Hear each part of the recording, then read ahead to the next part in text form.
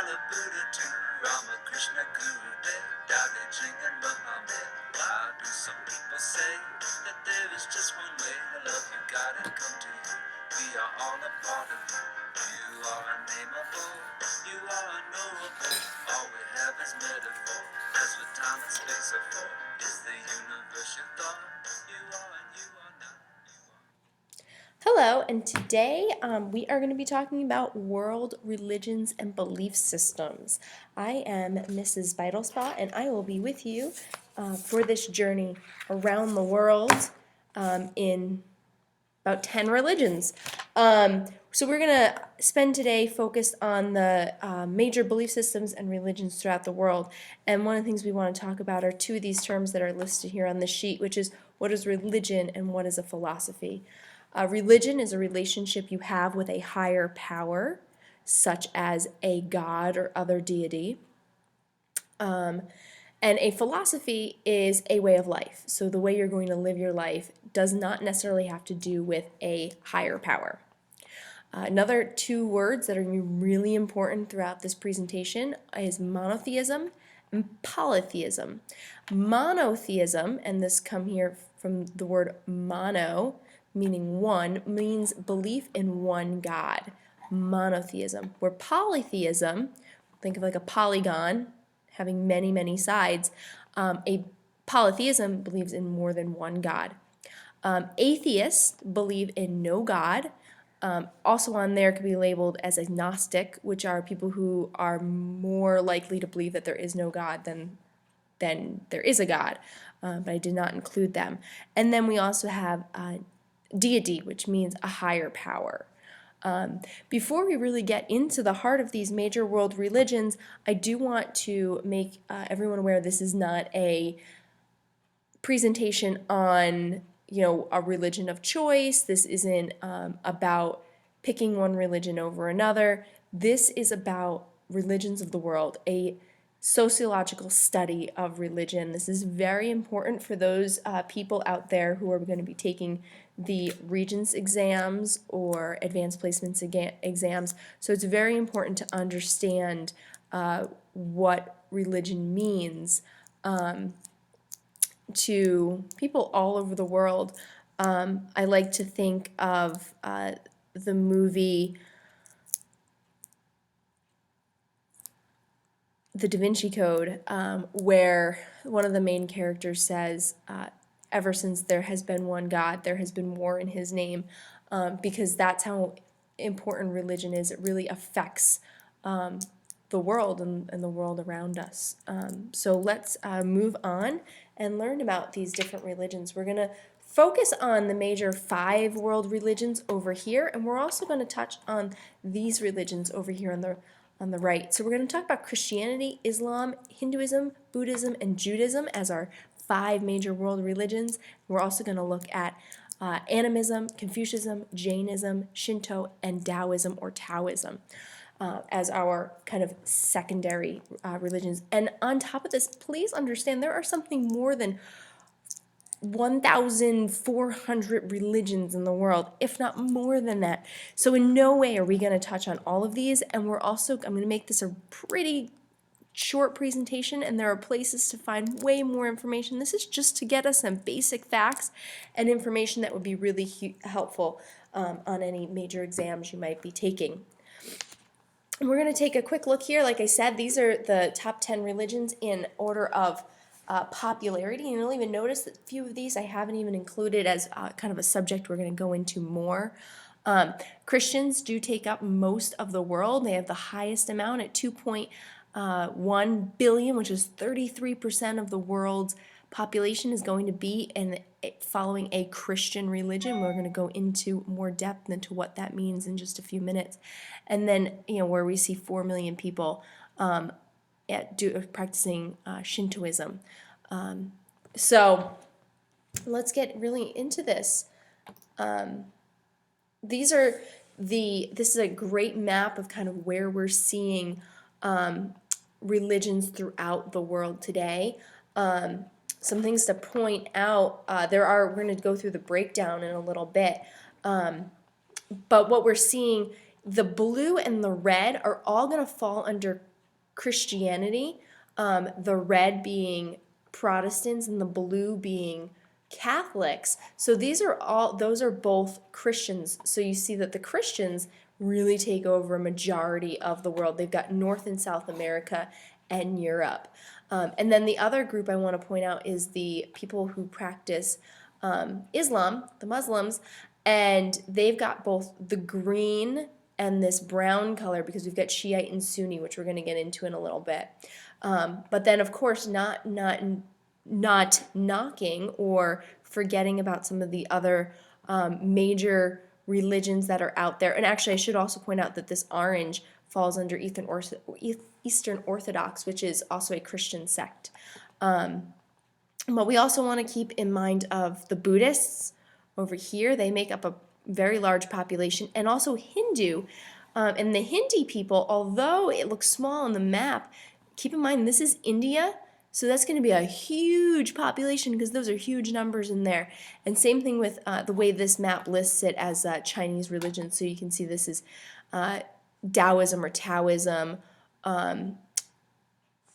in there, or Confucianism could also be in there, and also Buddhist. I'm not really sure why they separate those out. And then we don't want to forget these little smaller groups that are going to be some sort of tribal groups, some mixed with Christianity, some mixed with Muslim backgrounds.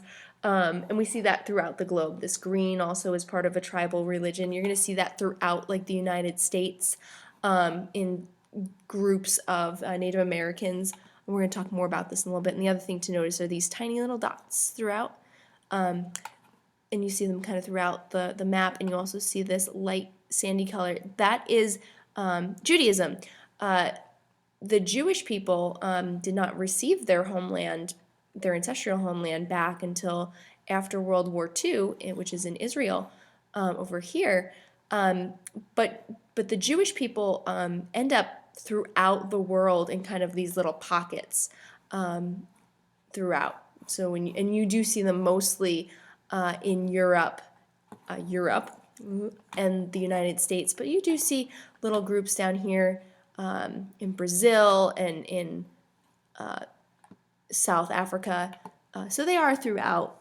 They're not overly populated. All right, but now let's get really into the heart of this. And I want to start with Judaism. Now, the reason I'm doing this is that I want to really stress that Judaism, Christianity, and Islam are actually all based out of the same foundation. They have the same start into world history. They all come from the Middle East, and they all build on one another, and they all kind of start right here with Judaism. And Judaism, it's a monotheistic, which means they believe in one God. His name in the Jewish faith Allison, do you copy? His name in the Jewish faith is Yahweh, and it is founded by Abraham, and that was about 200 years BC, before Christ. And Moses gave the Jews the Torah around 1250 BC. The Holy Writings, the book that they use, is the Old Testament of the Bible, which I should have capitalized, my mistake, which makes up the Torah, which are the first five books of Moses. Jews believe that the law of God and the word of the prophets. They believe in the 10 Commandments that were directly given to them from God through Moses. They are broken into several main groups. And you probably heard some of these before: Orthodox Jewish, Orthodox Conservative, Reformists. And there's some things that we want to also kind of keep in mind in here. When you think of bar mitzvahs, bat mitzvahs or bar mitzvahs, those are all things that people of the Jewish faith believe in.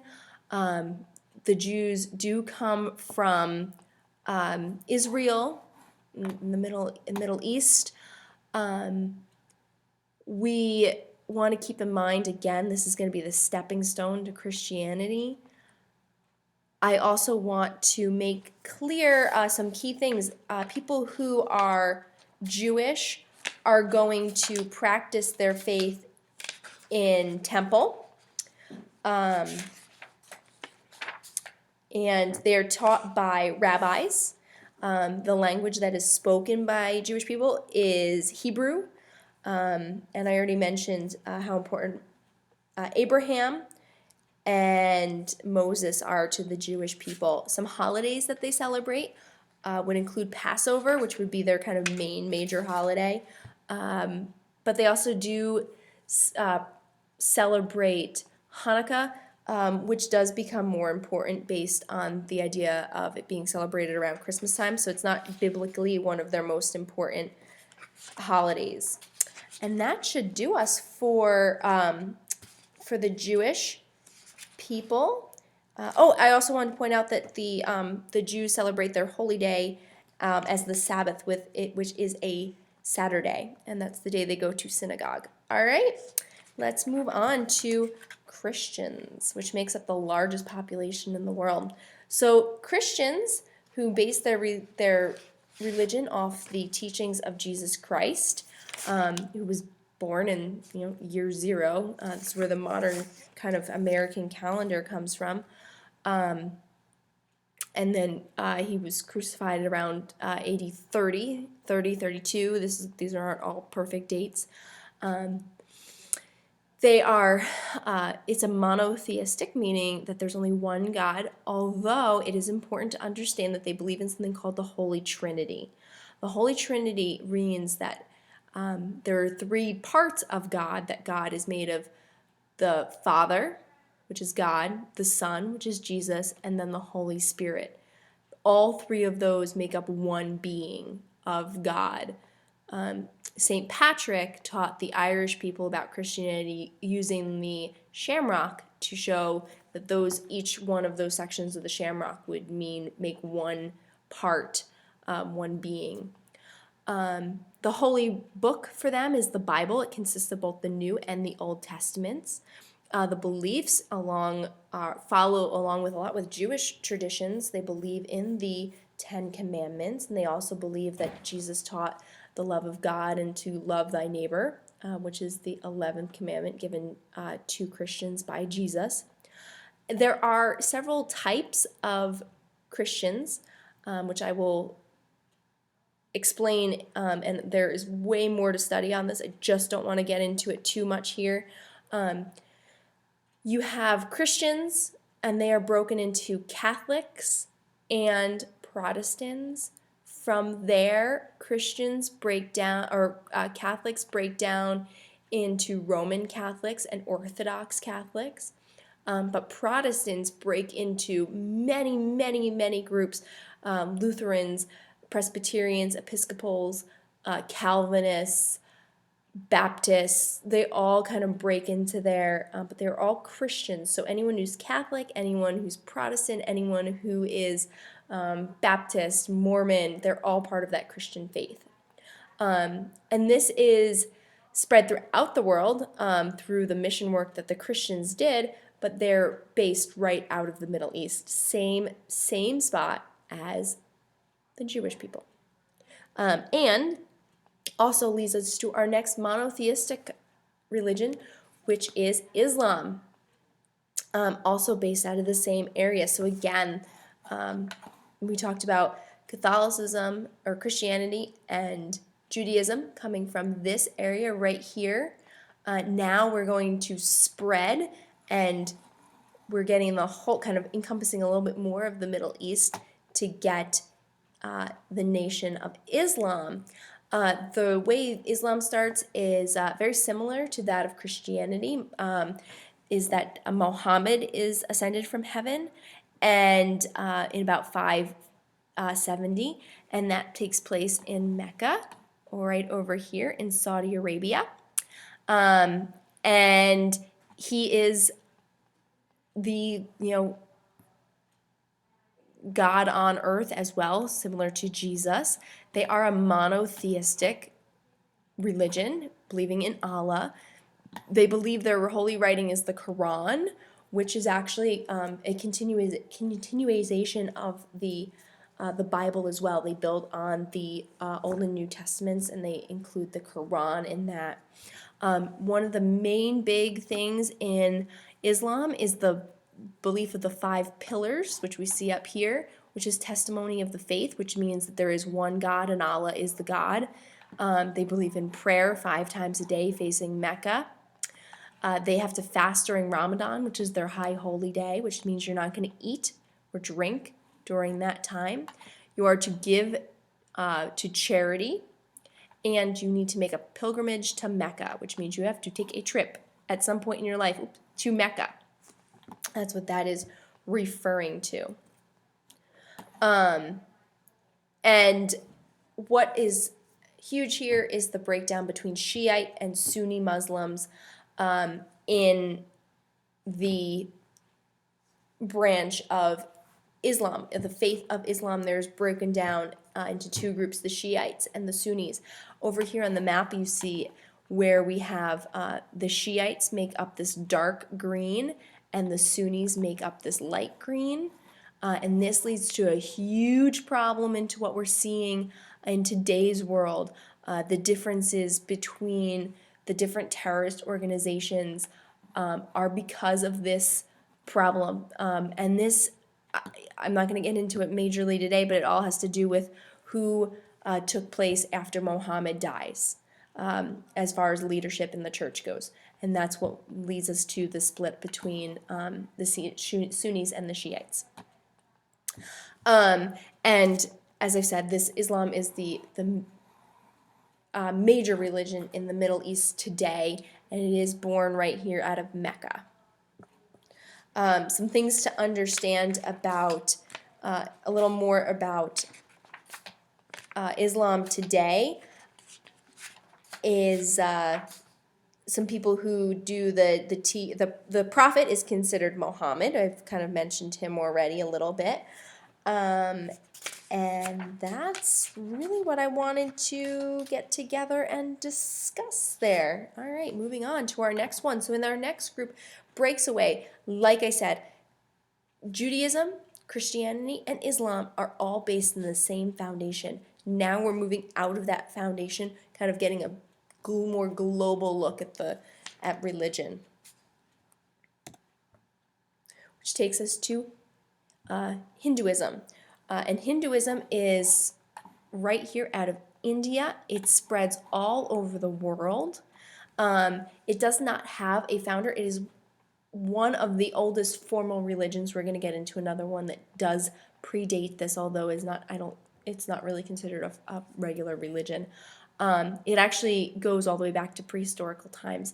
It is a polytheistic, meaning that it has all sorts of gods and goddesses that are all forms of the Supreme Being. The holy writings are the 4 Vedas.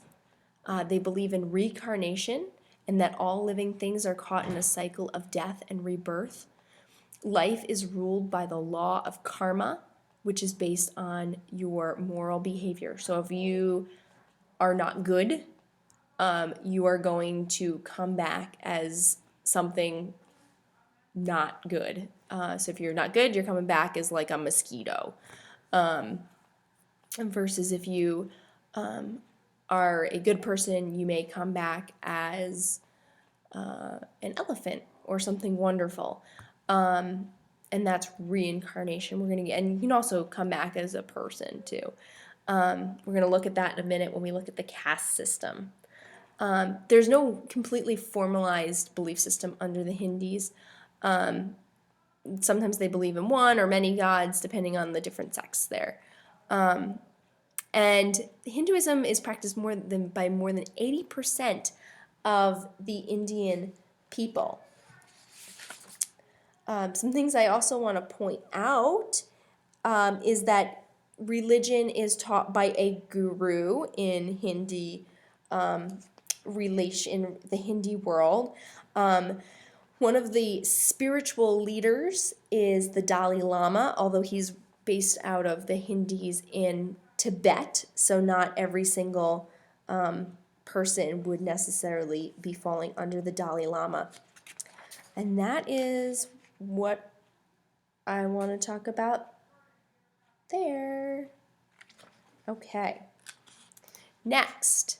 Oh, I have this I want to talk about. So the caste system is a class system that talks about, the high ranking people all the way down to the low ranking people, where you have in India, the princes would be the highest, and God would be even higher than that.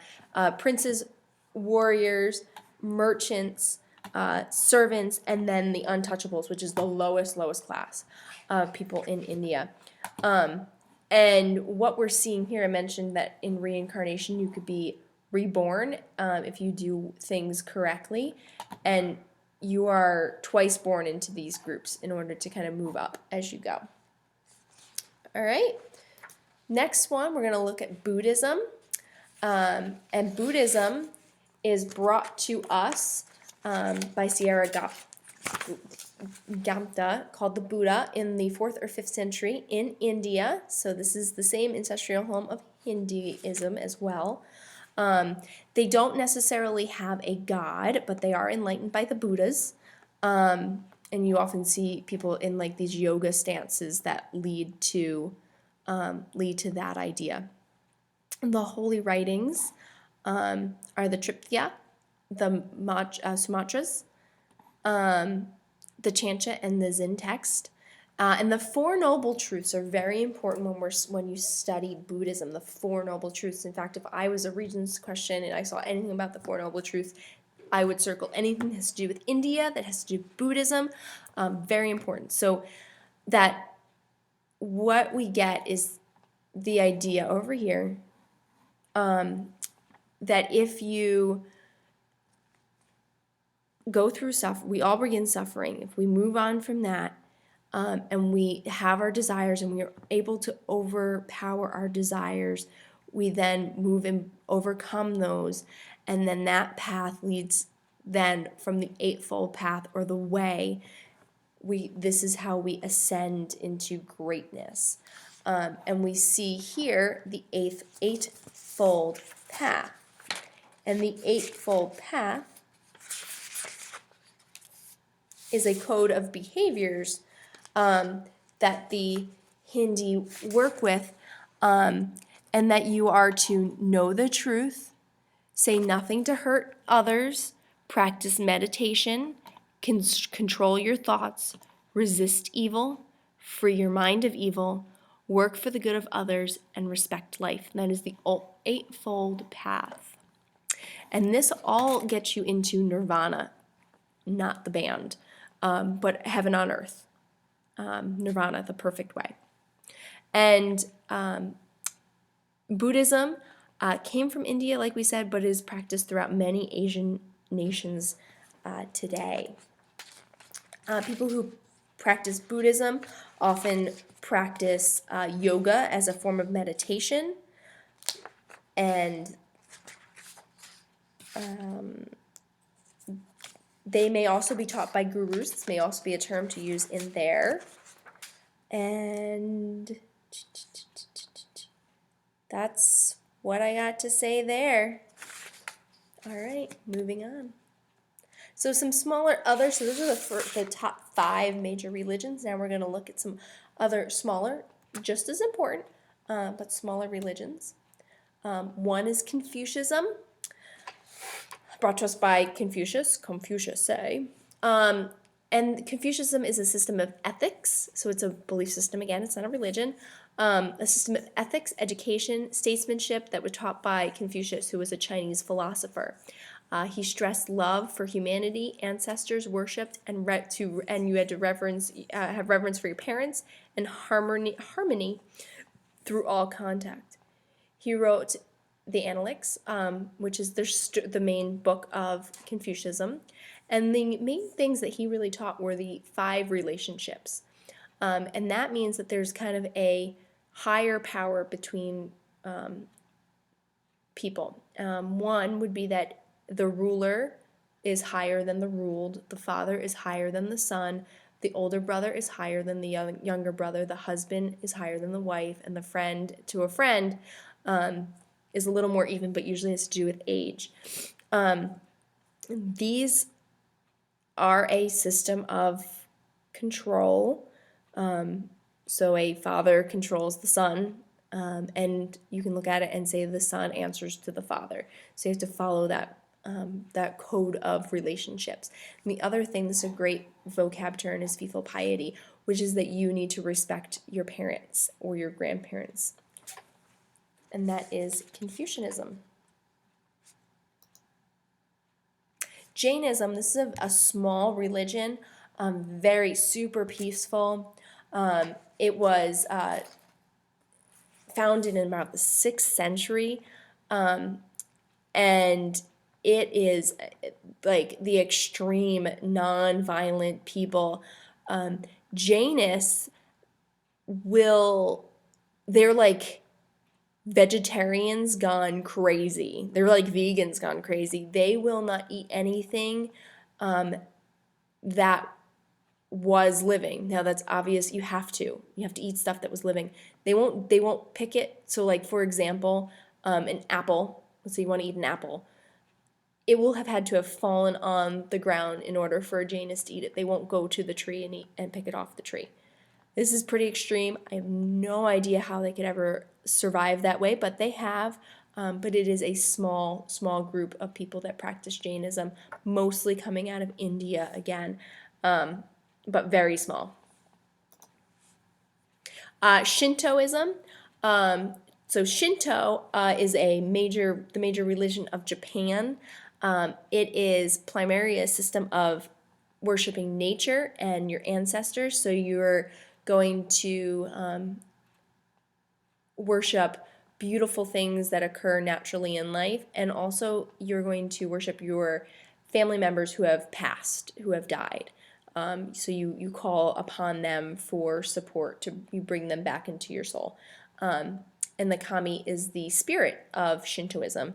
And this depiction down here is the Torii Gate, and this is one of the icons of Shintoism.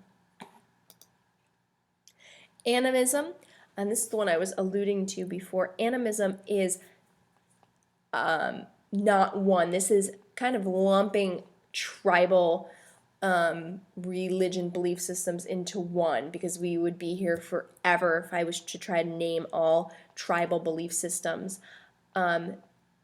This is where you're going to find like the Native American religions would fall under, the African tribal religions would fall under this. It is nature worship, like, this is where you're finding a spirit inside of a tree. This is where you're finding a spirit inside of an animal. These are people who worship animals, who worship the wind, and you are led in this case by a shaman or a medicine man and medicine man could mean medicine woman. It's very gender neutral.